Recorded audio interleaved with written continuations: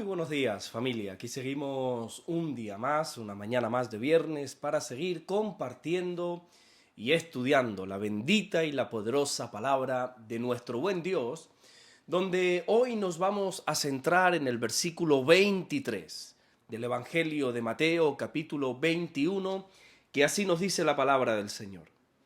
Cuando vino al templo, está hablando lógicamente de Jesús, cuando Jesús vino al templo, los principales sacerdotes y los ancianos del pueblo se acercaron a él mientras enseñaba y le dijeron: ¿con qué autoridad haces estas cosas?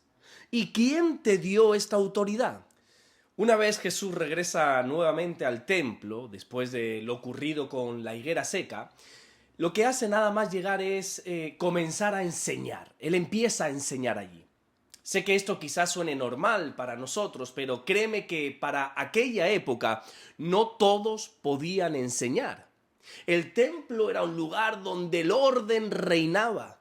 Había un estricto protocolo a seguir para absolutamente todo. En el templo todo estaba regulado y solo los sacerdotes o los levitas tenían permiso para poder servir dentro del templo. Y aquellos que enseñaban la palabra eran los escribas, los doctores de la ley, o en su defecto algún rabino muy pero que muy reconocido. Lo que te quiero decir con esto es que tú no podías llegar al templo y ponerte allí a predicar, a enseñar la palabra, no, ni mucho menos. Pero si algo me gusta de Jesús es que es un especialista en romper los protocolos. Esto no significa ni mucho menos que Jesús fuera un rebelde, ni nada por el estilo, sino que Jesús, como es Dios, tiene autoridad para hacer lo que le plazca. No nos podemos olvidar nunca que uno de los atributos de Dios es la soberanía. La soberanía de Dios significa literalmente que Dios puede hacer lo que quiere, como quiere, porque quiere y cuando quiere. Por eso, por ejemplo, en muchas ocasiones Jesús rompía con el protocolo religioso de no poder hacer nada en el día de reposo. Jesús también rompía con ese protocolo cultural de no poder hablar con las mujeres en público. Jesús rompió con el protocolo religioso y tocó leprosos, se dejó tocar por una mujer impura que tenía un flujo de sangre. Y así podríamos seguir y darnos cuenta cómo Jesús nunca se sujetó a lo establecido por el hombre. Pero sin embargo, Jesús fue obediente hasta la muerte en todo lo que el Padre decía. A veces, por desgracia, nosotros nos sometemos más a lo que dice el hombre, a lo que dice la religión o a lo que dicen las instituciones, que a lo que dice Dios. Y eso hemos de cambiarlo. Una vez Jesús se pone a enseñar en el templo, este versículo nos dice que los principales sacerdotes y también los ancianos del pueblo se acercaron a él.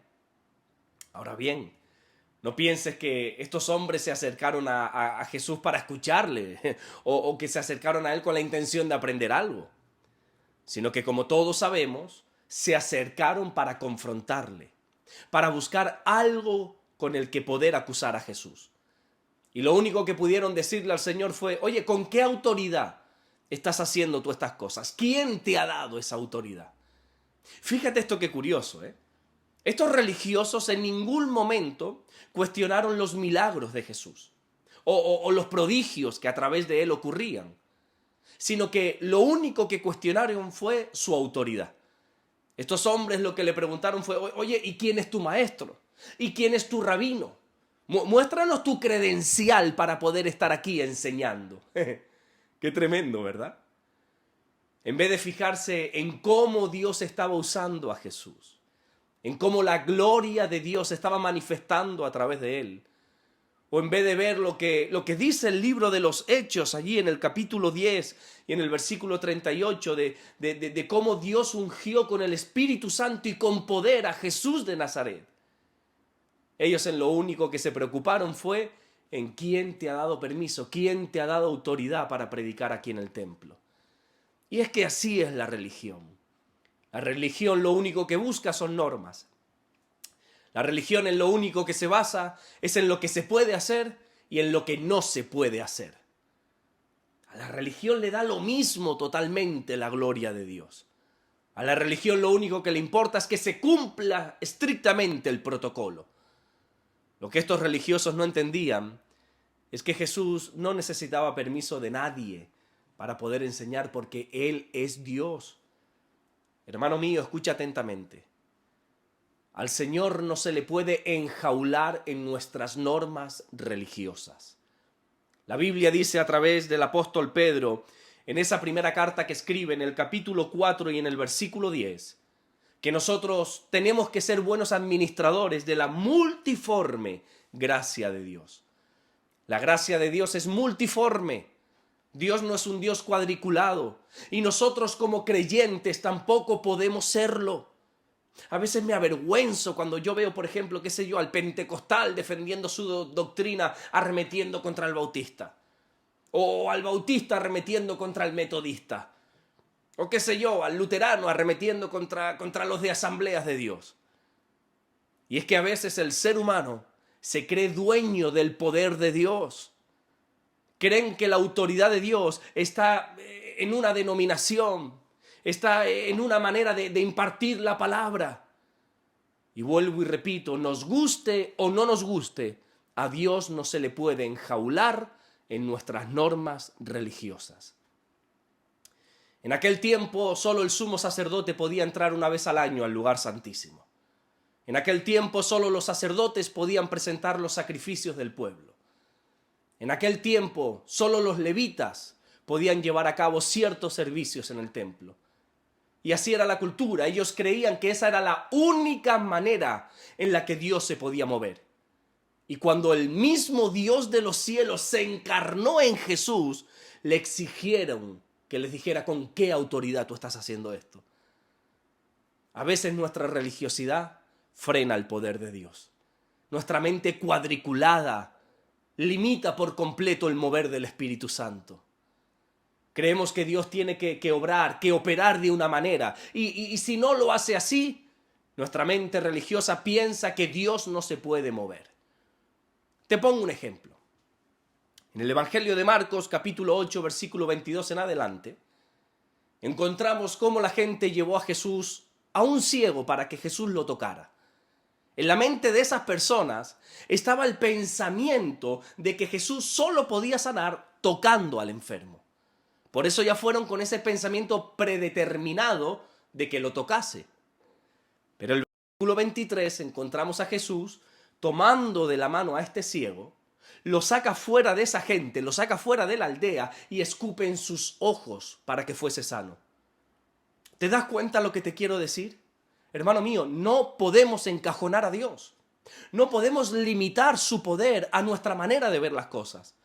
Dios va mucho más allá de nuestro entendimiento. Dios es mucho más poderoso de lo que nuestra mente se puede imaginar. Pablo le dijo a los Efesios, allí en el capítulo 3 y en el versículo 20, que Dios es poderoso para hacer todas las cosas mucho más abundante de lo que nosotros pedimos o entendemos. Así que por favor, dejemos a Dios obrar en base a su soberanía. Dios no se va a someter a nuestros protocolos porque Él es Dios. Él tiene autoridad para hacer lo que quiere, como quiere y cuando quiere. Por eso te repito una vez más, no limites a Dios. Amén. Vamos a orar en esta mañana y vamos a darle gracias a nuestro buen Dios. Señor, te damos las gracias porque tú eres bueno. Gracias te damos por un día más de vida que tú nos regalas. Gracias porque en tu soberanía, en tu perfecta y justa soberanía, has determinado regalarnos un día más de vida. Por eso te amamos, te servimos, te glorificamos, Señor. Ayúdanos a agradarte en este día. Ayúdanos a que nuestra vida te pueda adorar con todo lo que hacemos, Señor. Gracias por tu palabra, gracias por cada mensaje, gracias por cada enseñanza que se desprende de tu palabra. Oramos, Señor, no solamente por hoy, sino oramos por todo el fin de semana que tenemos por delante. Que tu gloria sea manifiesta en cada reunión, en cada culto, Señor. Gracias, mi Dios, por todo lo que estás haciendo y gracias por todo lo que vas a hacer. En el nombre bendito de Jesús.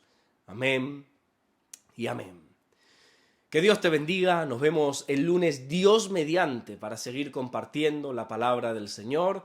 Recuerda que este fin de semana tenemos una nueva oportunidad de congregarnos, así que no pierdas esta oportunidad, no te dejes de congregar, no hay argumentos, no hay excusas, no hay motivos para no congregarte. Así que espero que este domingo puedas ir, puedas acudir a tu iglesia local y allí poder adorar a Dios en comunidad. Nos vemos el lunes y así Dios vuelve a regalarnos este privilegio. Dios te bendiga.